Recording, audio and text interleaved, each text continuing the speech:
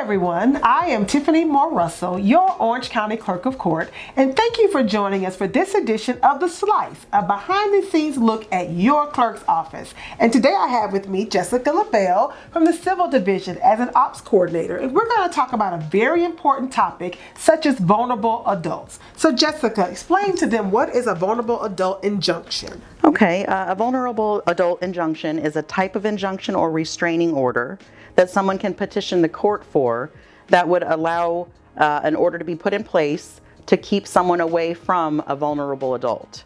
So we want to make sure we're keeping someone safe. Right. And so what is considered exploitation?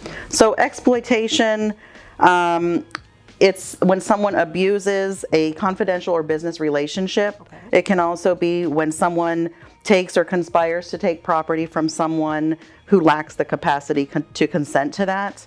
Additionally, it can be someone that breaches certain fiduciary or financial duties that they have, or it can be taking funds from a joint account that was established to benefit a vulnerable adult, or failing to use those funds appropriately. Gotcha. So who can they help? Who do the injunctions help? The injunctions help the vulnerable adult.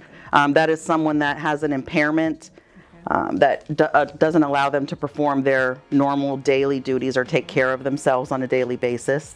The impairment can be a disability, such as a mental disability, developmental, long-term physical disability. It can also be something like brain damage or just something due to the infirmities of aging. Gotcha. And so who can file this injunction? So this type of injunction is actually intended to be easy for the public to access. So it doesn't have to be filed by an attorney. It can be filed by the vulnerable adult or by the guardian of the vulnerable adult. It can be filed by a person or an organization that's acting with consent of the vulnerable adult or their guardian.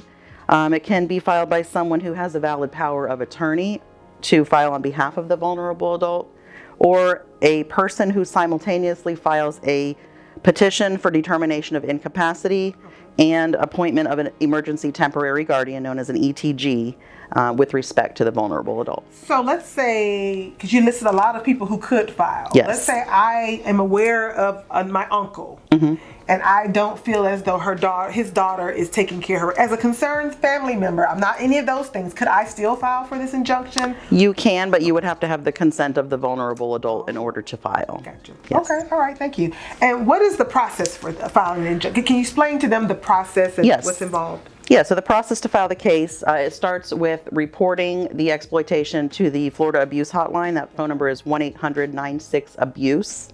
The petition then is filed with the clerk's office.